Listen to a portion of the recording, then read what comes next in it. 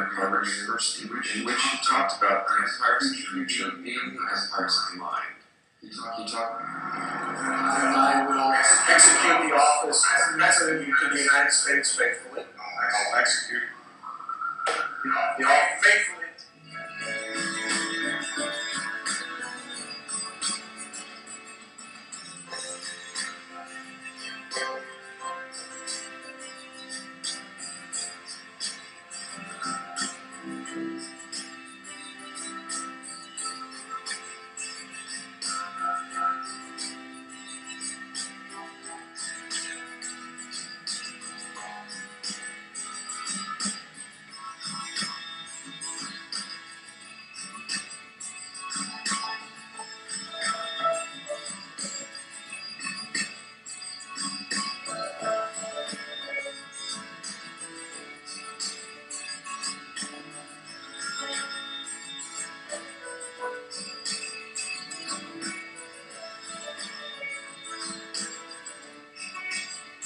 Okay, sorry, the resolution is a little better on that.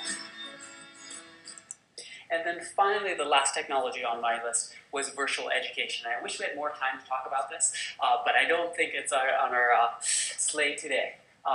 But what we're really seeing is the development of a new interface for education, putting aside universal web access and online collaborative environments and instantaneous feedback for students' training and practice. I think the future may be in video games and simulation.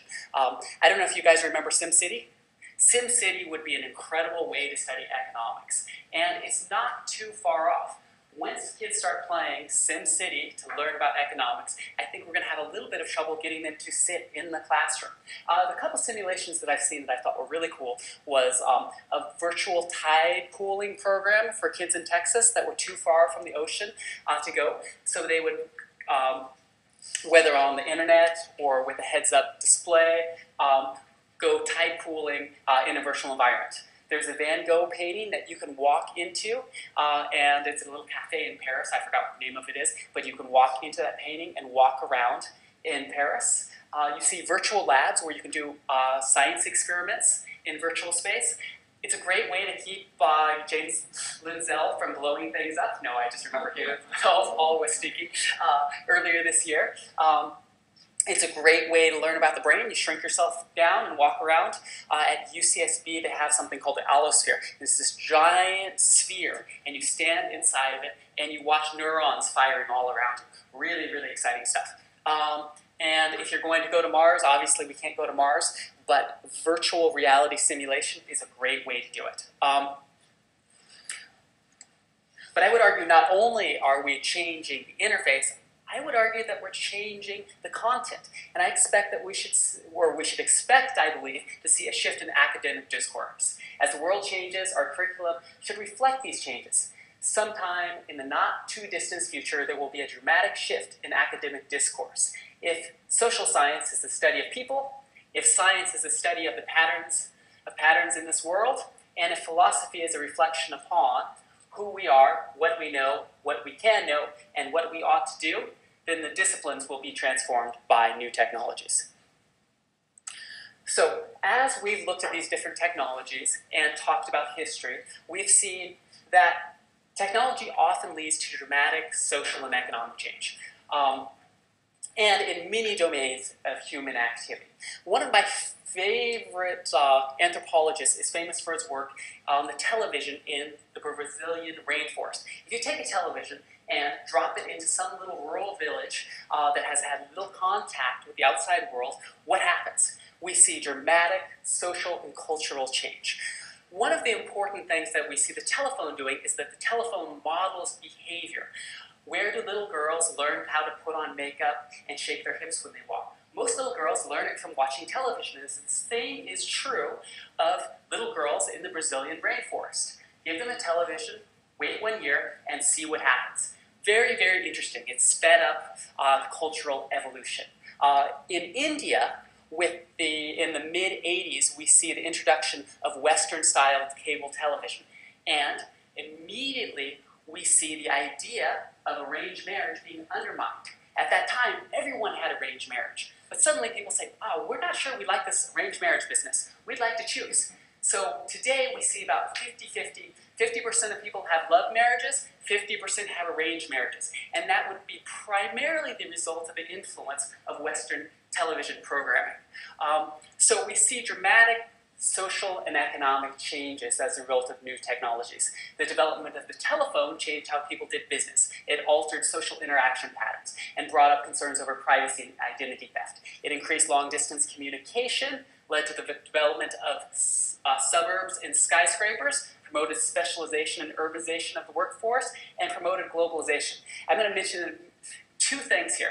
One is the invention of skyscrapers. What on earth does the telephone have to do with the invention of skyscrapers? In the past, a businessman had to use messenger boys to get business correspondence back and forth. But if you wanted to build a building, tall building, the problem was you couldn't have enough elevators for all the messenger boys that needed to go up and down the stairs.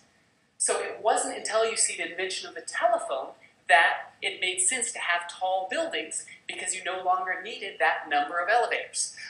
Kind of interesting. With specialization, in the old days, when you lived in a little teeny town, you had to know how to do everything. You had to be jack of all trades. But with the invention of the telephone, you could suddenly call up a specialist in the city. So you see specialization, you see people being pulled towards the city. A lot of interesting things. I don't think we're very familiar with the telephone. To me, it just seems like a has-been technology. But the history is very, very interesting. So I think these new technologies bring up a number of interesting questions. So if the telephone facilitated the development of both the skyscraper and the suburb, urbanization, specialization, what will the social and economic impact of virtual reality be, or 3D printing? Will it be destabilizing? Will it bring prosperity? Is it just rhetoric? How will augmented reality applications change the world? And they raise so many interesting questions: personal control, privacy, property rights, the rapid spread of information. And what about living in a digital surveillance society? A little bit further along, we could ask, what? SAS. SAS? Actually, I skipped one of the more interesting videos I had on here just for the sake of time. One of the students did a little research project and to see how hard it would be to hack your webcam. And there's a ton of free stuff online to hack somebody's webcam. Anyway, a little bit disturbing what you would do with that. Okay, so if the internet is undermining traditional boundaries, does our nation-state system make sense? What will the role of AIs be in online environments? Will people have relationships with them? How will the artificial womb change the relationship between mother and child, or parents and children? And what is the relationship between a child and the state? With increases in lifespan, will anybody want to be married to someone for 200 years? And in a world of computers, I don't know if any of you guys remember Deep Blue defeating Garry Kasparov, the world chess champion, probably the best chess player who's ever lived. There's some controversy about that, but even if you say that the computer didn't fairly beat him, in time, surely it will be a piece of cake. Or more recently, you see Watson defeating humans at Jeopardy. So we see the rise of machine intelligence and even doing some very creative work, such as composing music, which I think is a little bit disturbing. And of course, our question for all of us, the future of education. Many people believe that what happened at the age of ancient Greece, in which we see a phosphorescence of genius and learning, we will see again with the invention of internet and virtual reality technologies. So my question is, what will our students see over the course of their lifetimes?